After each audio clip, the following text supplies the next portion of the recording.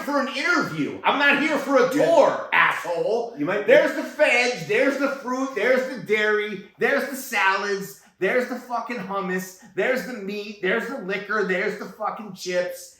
Go fuck yourself. Fuck you. I'm not here for a tour. Welcome back to this week's episode of Ben is Nice. Ben Menace. We have a great guest. If you guys, there are some people out there who go, I listen to every episode of Hating on Everything. I love that podcast. I'm still listening now. And the funny part about those people who reach out to me is some of them are in high school. I'm like, did I affect your teenage year? Like, did you start listening at 12 years old? This is Seth Plummer. He was a co-host. I didn't know that. Are you serious? There are a few. Not a ton, but there were some. We have fans? We had a few. Oh, wow. Seth Plummer was my co-host on Hating on Everything. He's here. We've been talking about doing this episode for a long time. To be honest, I'm really happy that you're just breathing. Alive. Yeah. Well, I mean, you know. Thanks for coming. As it would have, as fate would have it, it is lucky that I'm alive. I've been through a lot. I mean, Well, again, no more than anyone else, but Well, would you say that most people have almost stabbed themselves in the heart? Yes.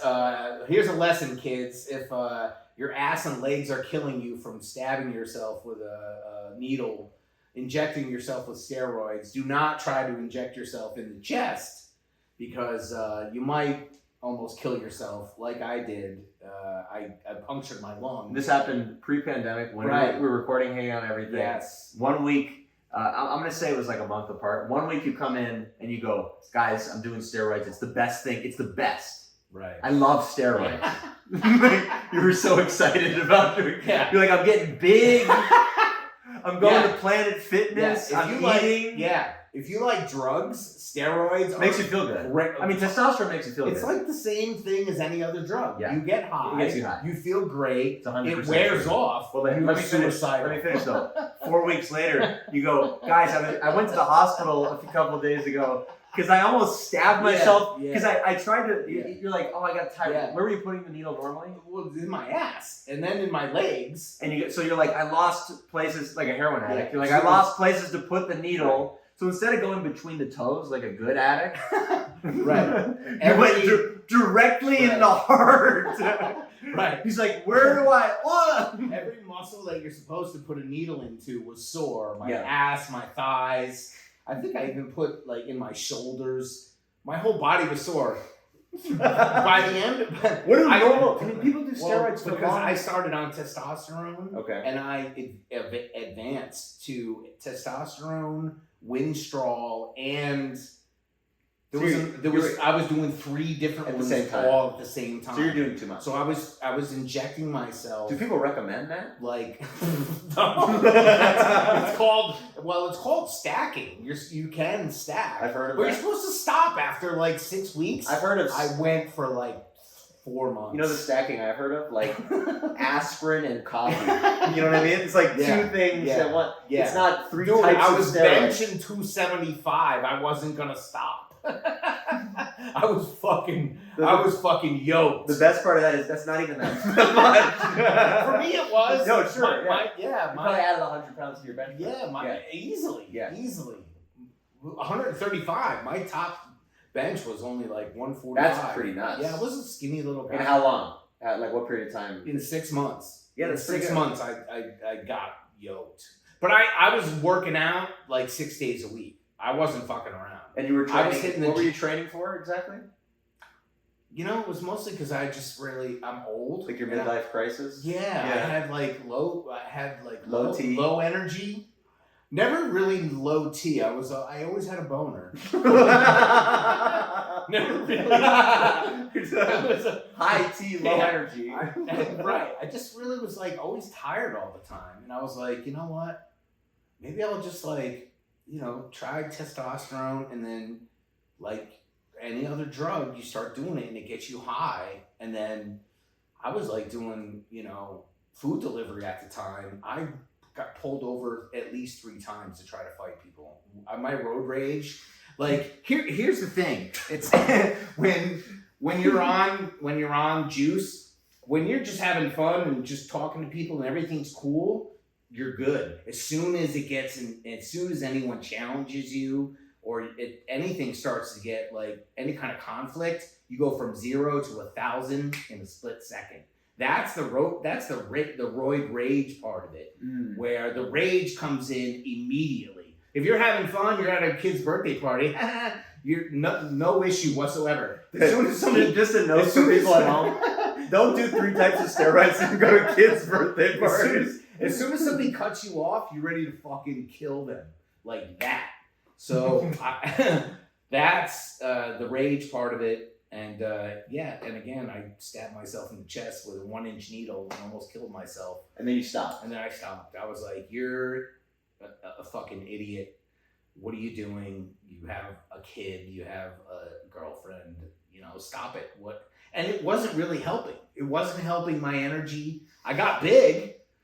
I put on a bunch of muscle, at least 20 pounds.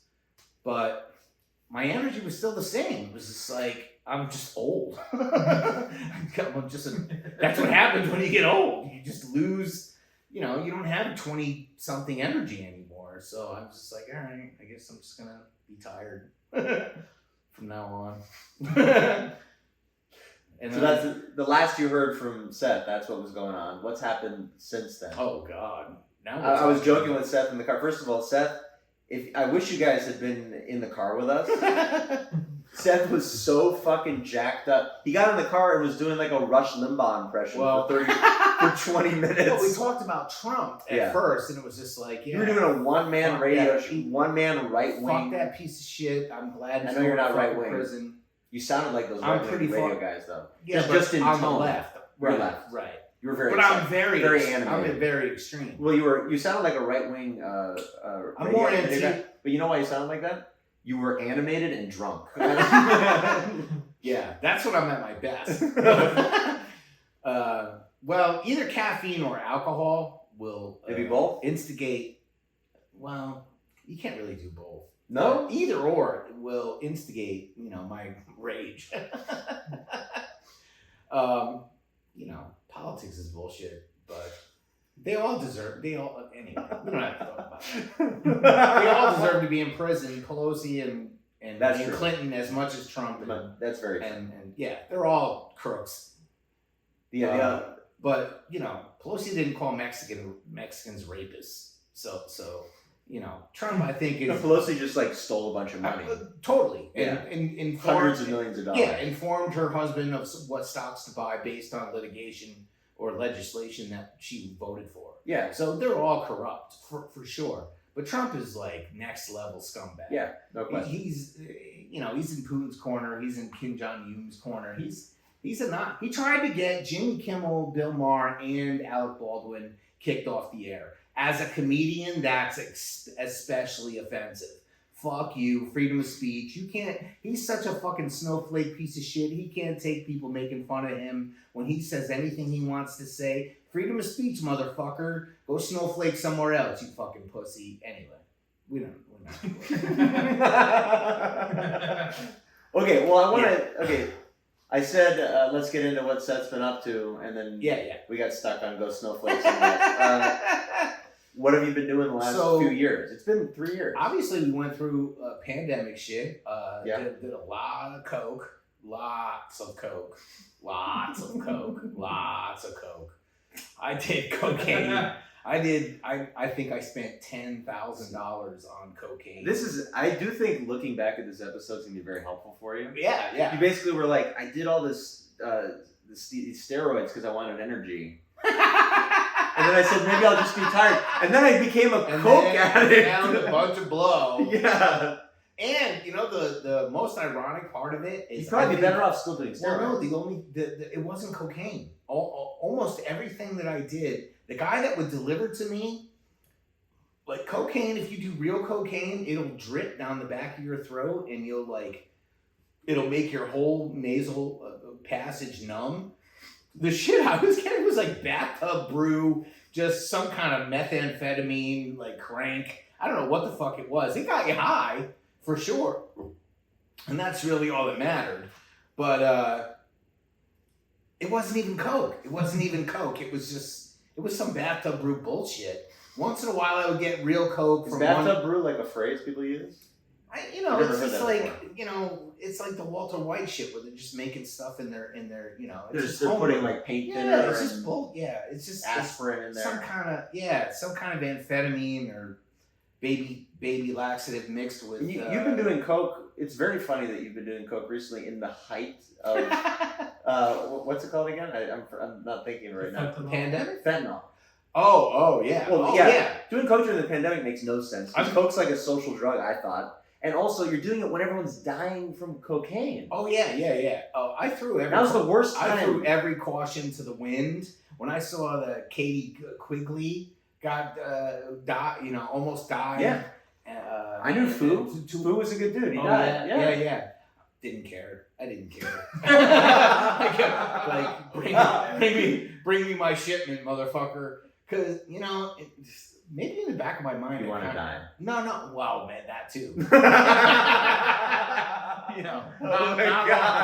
all that much to live for. Whoa! What an intense episode. I didn't, perform my comedic act as a loser for no reason. I mean, there was not a lot of hope there.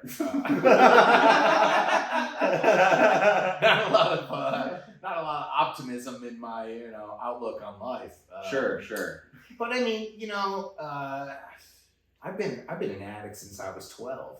I've been an addict since I discovered, peanut butter Captain Crunch. It was the thing that most people don't understand about addicts. It goes across the socioeconomic, spectrum. It goes across every spectrum of upbringing as well. People that are loved, people that aren't loved. My thing was I have a hole in me that can't be filled. My dad ditched out when I was like 4 years old. Never showed us any affection. Never showed us any support. Sorry, if people are upset that I'm smiling. No, there's something funny about this. No, for sure. I mean, I wouldn't be funny if it wasn't for the hole that I have. That's true. It's my voyage or whatever towards journey. You live in Los Angeles. You can say journey.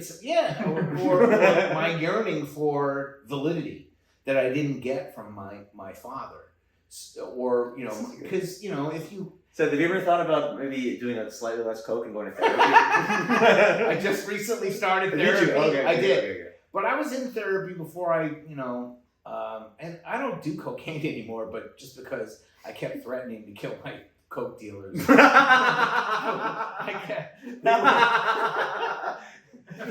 my God. I was so fucked up. There are really fucked up people who have never done that.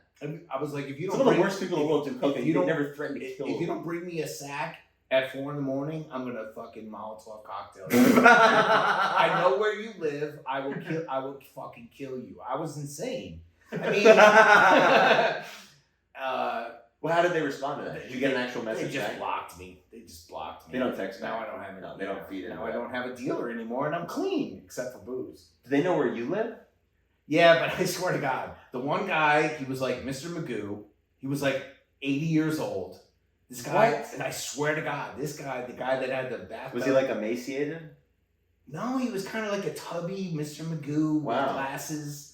He had like he thought he had a Vietnamese girlfriend and he would send her money on his phone. He was just like this really weird guy that had a connection to drugs and he would deliver to my house. And I mean, do you think he was doing well? No, he lived in an apartment off over in Koreatown off Wilton or something. And of course you'd have like a deadbeat Coke dealer. Oh yeah, and then there was another one that was a comic that had actually decent stuff. Name names? No, I can't. I'm not gonna do it. And I threatened to kill him too. What level of comic? You don't have to say who, but what level? Very low level, and kind of a dipshit. Old, young kid. Don't say his name. I'm not gonna say. I'm just trying to picture the guy. I'll tell you his name after. I love that. That's my favorite. He's a fucking idiot. Yeah, we'll talk after. And when you start eating everything in the apartment again, we'll talk. Well, it was just like I would be sitting out of his apartment for a half an hour, and he acted like, oh, it's no big deal that I'm just making you wait a half an hour. I'm like, I'll fucking kill you, motherfucker. Like, out of respect, why are you making me sit out in front of your fucking house for a half an hour, you fucking piece of shit? I'll fucking club you over the fucking head and take your whole stash. But, dude, I grew up in a very violent upbringing. I had a very violent upbringing. Me and my brother almost killed each other more times than I can count. I've had knives to my throat. I've had adults tell me they would kill me. I've been kidnapped. We've been talking for 60 minutes. This is usually the point where Seth starts talking about like it. I've had an extremely violent fucking upbringing, so I have an extremely violent capacity for violence. That sounds like I have a capacity for violence. The only thing that stops me is I don't want to go to prison.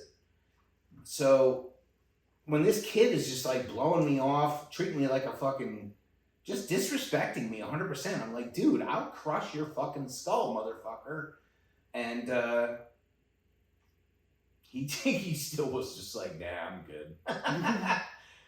So, you know, it's for the best. Now I don't do cocaine anymore. Last time we ran into each other, we were at an open mic outside. Oh, yeah. I think we talked for about 15 minutes. Yeah. And then you were like, I had a violent child. It was exactly the same. I did. And I was like, all right, man, see you later. Yeah.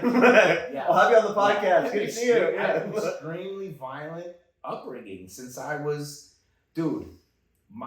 Okay, so upstate New York, picture this. About 15 miles north of Albany, everybody's white. But my mother is Italian.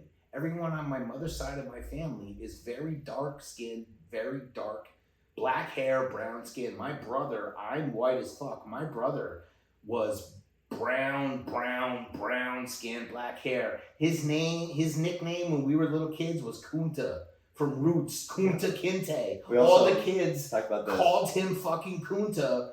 Eventually, because he hated me because my mother favored me over him after my father left, he called me Tweety Bird from Sylvester and Tweety from the Warner Brothers cartoons. I straight up started calling him. You know what I'm gonna say.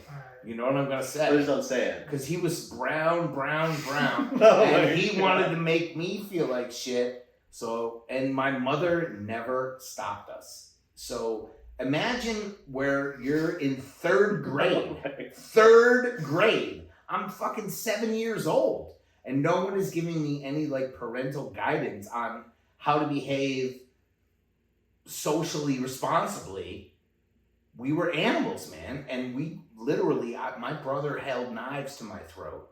I've literally, shit you wouldn't even believe, man.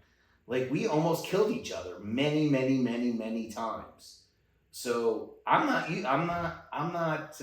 violence isn't foreign to me at all. Violence is par for the course. Like, when I'm desensitized to it. When I see people killing each other on the street, when I see people, being very vicious and shit to each other, I'm just like, how par for the course.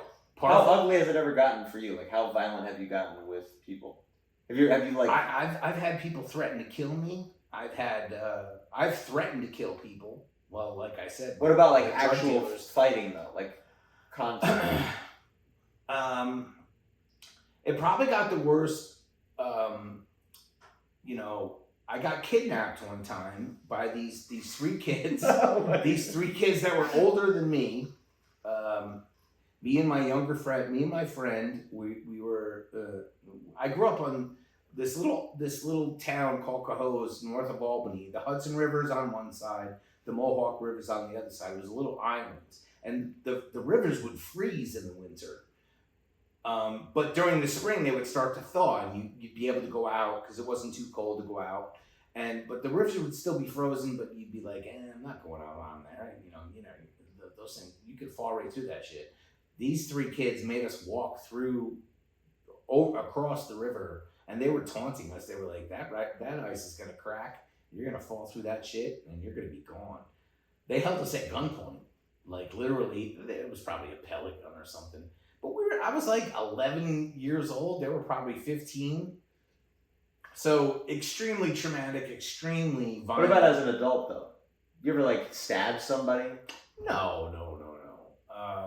Were there guns involved ever? No, nothing like that. Because my whole sort of So the worst you got was an 11-year-old held a BB gun. Yeah, just sort of as a kid. It was mostly as a kid, and then my defense mechanism against that was to make people laugh. I never wanted anyone to. No comic has ever said, by the way.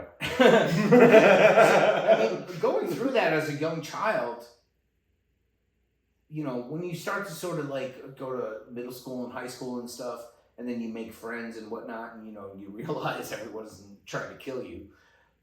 The way you make friends is like you make them laugh, and then the more you make them laugh, the more friends you have.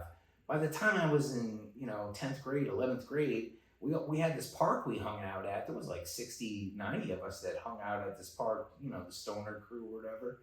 I was like the most popular kid in the entire crowd because I made everyone laugh all the time because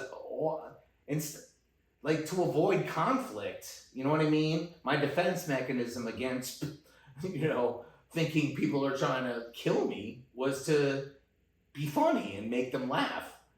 So that's how I functioned in life after that. I was just like, well, I can avoid all this violence by just being funny, imitating Simpsons characters and stuff like that. And it worked like a charm, man. I excelled to like the top of the social tier in that group. Like literally, like it was like I was invited. What was your go-to Simpsons character?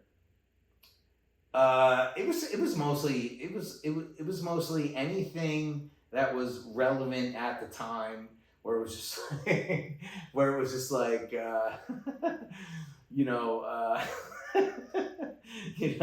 he's like Burns telling the team, he's like, oh, the workers are so happy now because they finally get their tartar sauce at lunch. Burns is like, let them have their tartar sauce. So, shit like that. Just, I don't know off the top of my head. It was 20 years ago. But you got that part out. That was shit. But, just sort of, or take the thing off the, Yeah. Or doing like, Seth really has an knack for making himself comfortable. Imitating balancing a drink sideways. Imitating, SNL characters, imitating Simpsons characters, doing the church lady, or I was Fernando, the Billy Crystal character for Halloween when I was a senior in high school. You were marvelous, oh, it's so exciting. The Billy Crystal character, you might be too young for that one, but and you were doing the voice the whole time? Yeah, I was cracking my family up at Thanksgiving dinner since I was 12. So that was my defense mechanism for sort of getting the shit kicked out of me, was make people laugh and they won't try to hurt you. So that's sort of the way I continued. Which you've continued to this day with your coke dealers. Threatening to kill them. Well, I didn't experience serious pain until I experienced the withdrawal from cocaine. And that's pretty bad. And well, it sounds like a withdrawal from steroids too.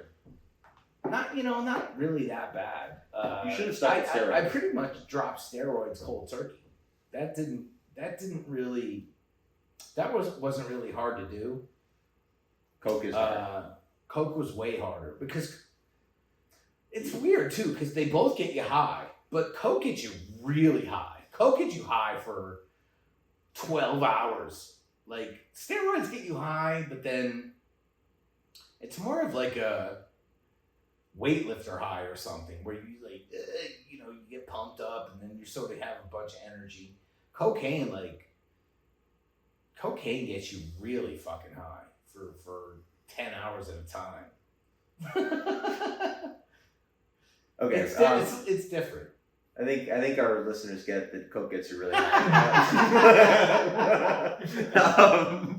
If you were curious, Coke gets you really high. Yeah.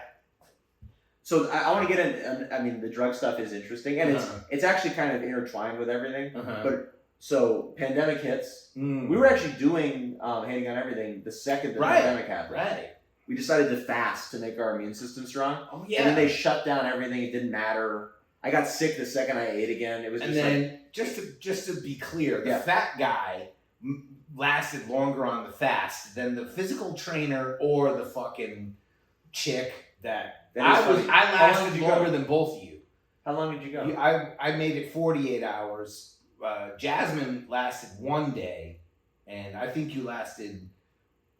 I beat everyone. I know that. Yeah, that's good. That's but that's all that matters. Now I'm 80 pounds overweight. You know what that thing taught me more than anything was I have a serious food addiction too. The fasting taught me that. Are you sure you won? I was like, man, I don't really care, but I'm think- pretty sure that you texted me going, I ate like a. Didn't you eat something right away? No. Okay, no. that's I my definitely memory. didn't. I drank coffee. That we agreed to fast. Definitely that day, the first day, I definitely drank coffee when I was too starving to not eat. Sure, that's fine. I drank a little coffee, but I made it. I made it like 48 hours, and in my head, I was like, "Wow, you're really addicted to food. You think about food every 10 seconds." Okay, I guess that's what it was. And I actually broke my thinking of food addiction. I actually broke it, and then as soon as I went back to eating, I would say back. One like asterisk next to you winning is I don't think you get to win if every 15 minutes I get a text that goes I can't stop thinking about food. You lose then. No, you should lose. No, I did, but I beat it. The lesson was if you can go 2 or 3 days and beat that impulse to eat every 10 minutes, then you can beat it. But you know when you have I haven't been able to do that since. You know when you have the ESPN app and it gives you constant updates? Exactly. Notifications. You gotta turn it off. I was getting the sets. Right. I'm hungry. You gotta turn it off. If you turn it off, you can beat it. No, if I had blocked your number, been able to beat I think it that would have been since. great. Ever since that fast. I'm fatter than I've ever been. Okay. Okay, so lockdown happens. You're doing Grubhub. You kept doing it during lockdown. I'm just kind of wondering. I quit for a while because I want to get to. Here's what I want to get to. Yeah. Okay. I want to get to you doing Coke and then immediately going into an interview with Trader Joe's. That's what I want to get. Oh, right. Okay. How does that happen? Okay, so what leads to that? Yeah. So pandemic, lots of blow. 2022, doing Instacart. September, my car dies. My car, no more Instacart, no more food delivery, no more money on, no more gig economy employment. So now I have to get a real job. So I apply at Trader Joe's. You couldn't get unemployment. Not anymore. No, because independent contractors, that whole thing lapsed after the pandemic. During the pandemic, you could get independent contractor unemployment through the government, the federal government, not through state. So that elapsed. So back in the job market, Trader Joe's, they call me in for an interview. I've been to this Trader Joe's 100 fucking times. I walk in the door, they say, "Hey, go take a look around." I'm like, "Look around at what? I've been here 100 fucking times. There's the veg, there's the fruit, there's the dairy, there's the yogurt." Right to their face. I'm like, I came here for an interview. I'm not here for a tour, asshole. There's the veg, there's the fruit, there's the dairy, there's the salads, there's the fucking hummus, there's the meat, there's the liquor, there's the fucking chips. Go fuck yourself. Fuck you. I'm not here for a tour. I was pissed. I didn't say it like that. But I was mad. I was like, go fuck yourself. I'm not here for a tour, asshole. Let's get on with the fucking interview, you fucking bit. Fuck, like, I'm not here for a tour, dude. I've been here 100 times. So you I was called... pissed. I didn't say it like that, Yeah. but I was obnoxious. I was like, there's the fruit, there's the veg, there's the dairy, there's the salads, there's the meat, there's the cheese. Let's go. Let's do and they were just like, okay. And then they gave me through their bullshit fucking interview and they didn't hire me. And I was just like, fuck you. Yeah, thank you, Trader Joe's, for hiring someone that can't think for themselves. You fucking pussy motherfuckers. Go fuck yourself.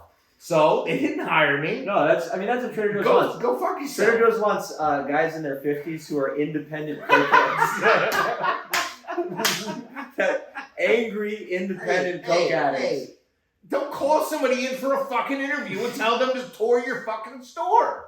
I've already been here 100 fucking times. They were probably interviewing someone. Suck my dick. They weren't. They were standing right in front of me. Oh yeah, tour my store. Oh yeah, that's what I want to do. Walk around in your fucking grocery store while I'm supposed to be at an interview. Suck my dick. Fuck you. This is Seth, why. Seth, I would hire you. I would hire you. Look, my biggest beef with anyone that ever asked me a fucking interview question, are you a good problem solver? Look, motherfucker, if I was a good problem solver, I would have solved the problem of not having to apply for your shitty fucking job. If I was a good problem solver, I'd have solved the problem of not having to solve your fucking problems all day. I got my own fucking problems to solve. The biggest one is having to solve your fucking problems all day. Go fuck yourself. You should know that I'm not a good problem solver if I have to solve your fucking problems all day. If I haven't solved my problem of having to solve your problems We should call all this day, episode... you should know that I'm not a good problem solver, you fucking cunt. Fuck you. My problem with authority... Seth repeats himself. my problem with authority goes way beyond any sort of employment issues. So I went to work at Ralph's. I got hired at Ralph's, which is like a very low rent Trader Joe's, and way harder. The job is harder, dude. They put me in the deli. They probably don't pay well. They paid like minimum, which in LA is $16, $16.70, whatever. Not great. Which is not, but it's not $7 an hour. You know, that's true. It's and for LA, it's almost livable. That's good. But they put me in the fucking deli, which is the most front-facing customer area of the entire fucking store. You have to customize every goddamn thing you do for the customer. You want that thing a quarter-inch thinner. You want it a quarter-inch thicker. You want a quarter pound less of mac and cheese. You want a quarter pound more potato salad. You have to it's the most front-facing customer department of the entire fucking company. I went into the manager. I was like, look, you need to pay me $20 an hour. I'm giving my 2 weeks notice right now. They fired me 2 days later. They were like, go fuck yourself. You are not that important, fuckhead.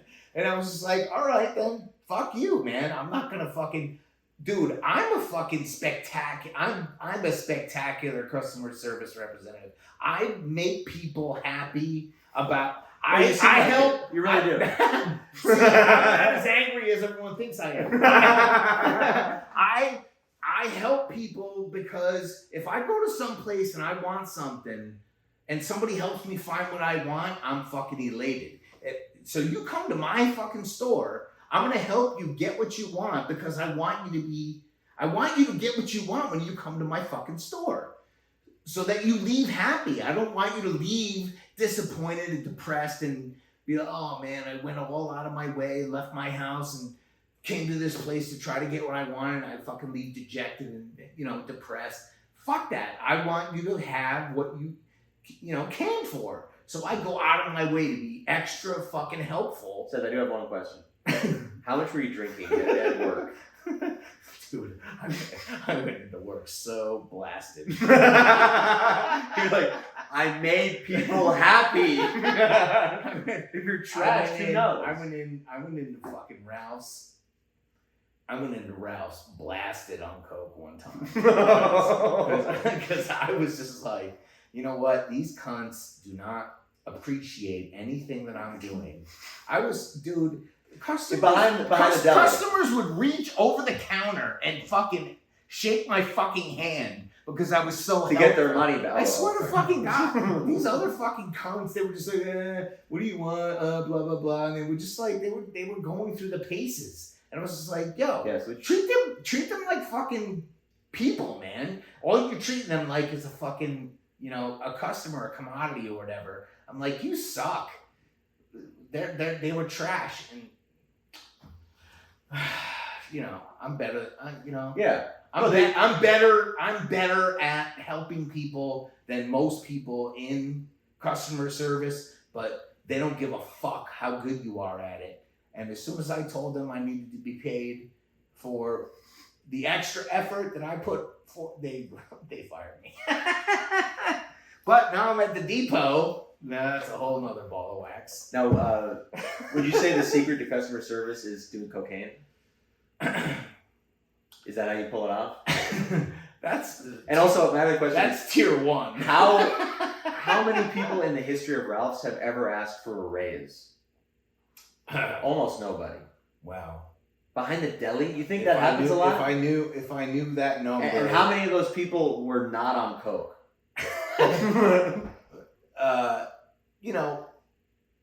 Here's the thing. I'm fantastic at what I do, and I deserve to be paid for it.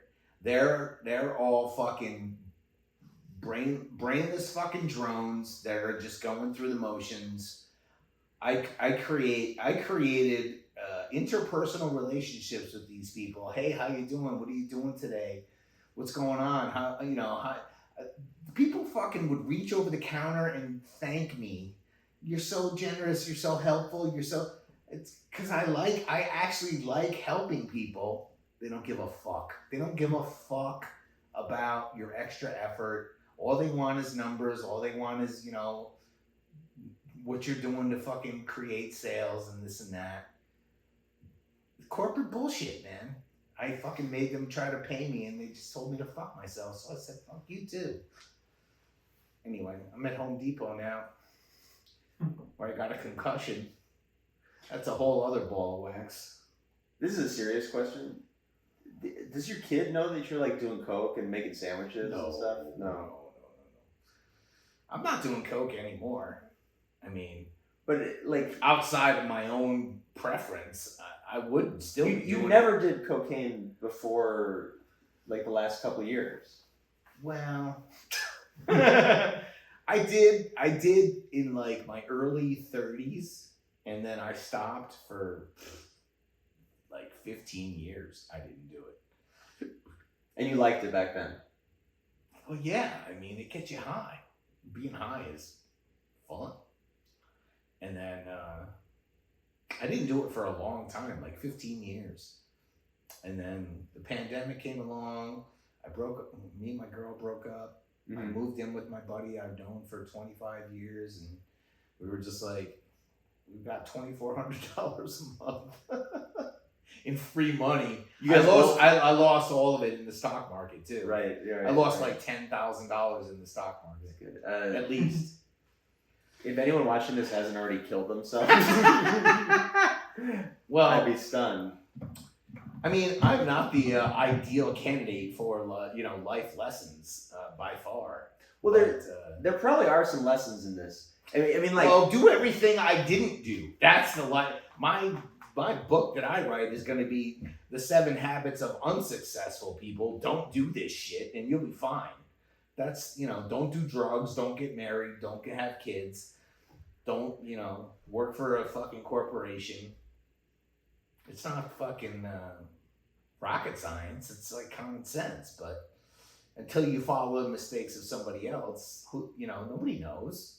I think most people know not to do coke behind the deli counter. If you said, hey, you think it's a good idea to apply to work at the most depressing grocery store in America? Hey, Rosie, can you cover for me? I gotta go blast off. Yeah. If somebody asks for a turkey sandwich, tell them I'm blasting off. The fun part, though, you had to slice the turkey and the salami and the ham and stuff, and I would just slice the big slicer. That's fun. You just slice a little extra, and then you eat it. Oh, that yeah. was fun. That was fun.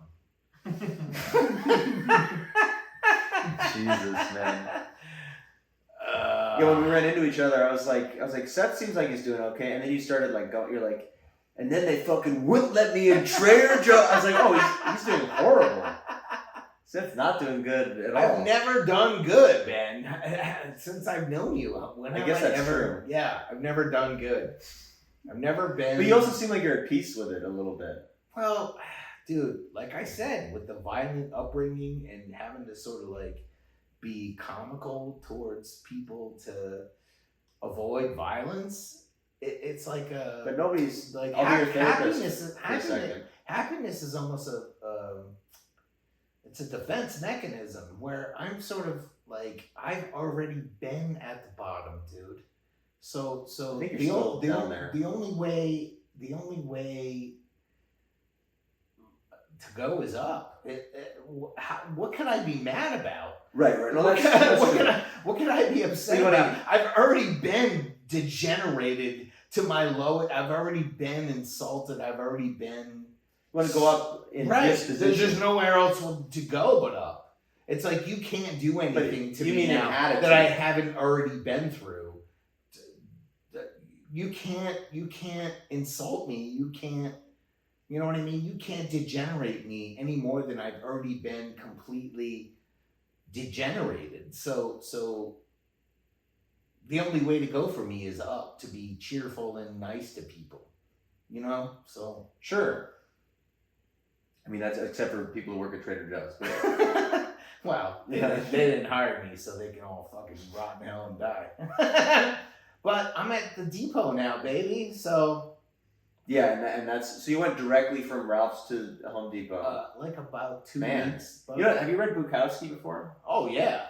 I mean, you are sort of like Bukowski, but not a novelist. You're living that way. The life lesson in Bukowski is if you read Post Office, he went through 11 years of torture at the post office. That was like inspiration for him to write all that, yes, but based on what you're telling me, the post office would be a dream job for you. That'd be the best job imaginable. Dude, Bukowski had it way worse than any of us. I mean, serving people turkey at Ralph's is pale in comparison to the drill sergeant military mentality Bukowski had to go through. If you read Post Office, Bukowski went through hell for 11 years. 11 years. 11 years. That's way beyond a month. But he made a lot of money compared to what you made. He might have made a lot of money, but he went through fucking hell. And for a creative person to have, this sort of administrative fucking Nazi, bullying you and fucking degrading you all day for 11 years. I mean, that's what most people do. That's a job. But that's like a job. No, that was way, way, way beyond. And also, if you read Fact, he had every job. He did all this shit that you did too. True, too. We end the episode with a segment called Ben Changed My Life, typically. And we're going to, even though this has been a slightly different kind of episode, we've mostly talked to porn stars recently who, believe it or not, are in a much better place than Seth. We do advice at the end. There's going to be a banner at the bottom that says Ben Changed My Life. A little song to me playing as I'm talking.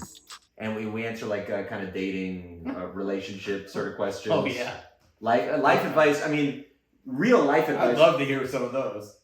Yeah, actually, you had a good one last week. If you want to take a stab. I actually have a question that we could maybe turn into advice. Yeah, let's do it. For Seth.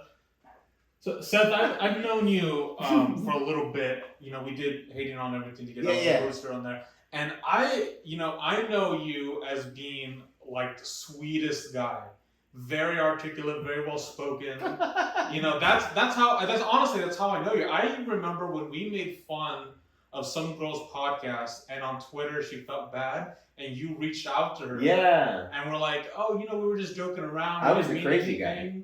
Yeah, so that's how I also remember how protective of you, of Jasmine that you were. Yeah, Can I say one thing? I'm nice until it's time to not be nice. Yeah.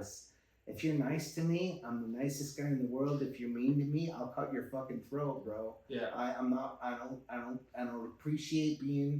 don't appreciate aggressiveness towards me, and I don't reciprocate aggressiveness with kindness. I grew up in a very violent neighborhood, you know. Right. So if you come at me violent, I'm ready. I'm ready to fucking. Yeah, I'm ready to fuck. and- I'm ready to yeah. fucking roll. Ready to fuck. I'm ready to roll. I'm not. If you're nice to me, I'm a fucking teddy bear. But if you fucking come at me hard, I'm ready to fucking. I'll rip your throat out with my teeth, man. I'm not fucking around. I'll kick a motherfucker in the balls. I'm not fucking around. Right. No, you're not gonna hurt me. I will fucking kill you. So then I guess what my question is were you always a nice, sweet person, and then you learned to protect yourself through violence? Yes. Or was there something in your life where you were always violent and you had to learn to like, hey, I better cool it and be kind of sweet at times? That's a good question. I had a very violent upbringing, and I grew up in a very small town. So even though I had a violent upbringing, I combated the violence with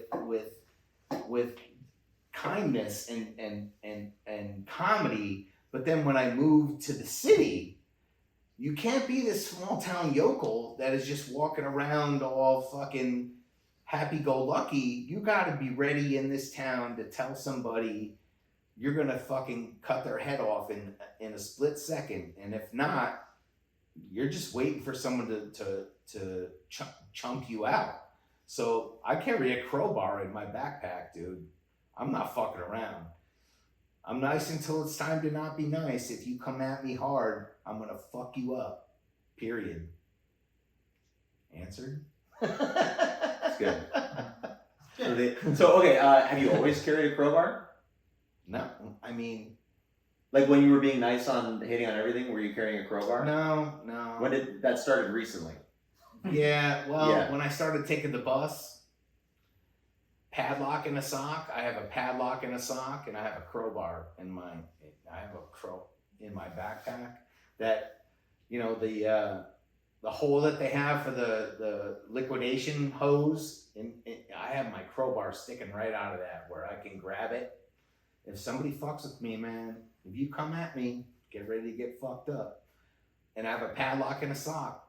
Padlock in a sock. I'm ready to fucking fuck that, man. I'm nice until it's time to not be nice, and if you want to fucking challenge me, I'm gonna fucking wreck your shit. And if I can't wreck you, I'm gonna end up wrecked. All right, thanks. Thanks for tuning in. Do you have anything to plug? I really need to get pepper spray, because forget a crowbar and a padlock and a sock. Pepper spray No. is like, you can just keep people away from you 12 feet. Like you don't even have have to spray it. You don't even have to swing anything. 15 feet away, you can just douse somebody and they'll be fucking immobilized. I'm not trying to be a tough guy. It's just like, don't fuck with me, man. I don't want to be fucked with. I'm the nicest guy in the world, but I don't want to be fucked with. And if you fuck with me, I'm going evil. All right, thanks for tuning in, guys. That was Ben the Menace, and our guest this week was Seth the Menace. Do you have anything to plug, Seth? Yeah, you got any plugs? Plug your Instagram. No, I just. Say what your Instagram is, though. You can say something. What do you have? Plummer's Wild, at Plummer's Social Wild. media? Shout out your kid. I'm- Your kid's doing great. Yeah. Brag Oh about it. yeah, my boys band is called the Croods, CROODS. They've got a new record coming out in April. I mostly just play covers on Instagram on my guitar, and I do stand up. I just got back to doing that recently, but it's been a long, hard road, kids. Thanks for having me. Yeah, of course. Thanks for coming by. Yeah, good on myself.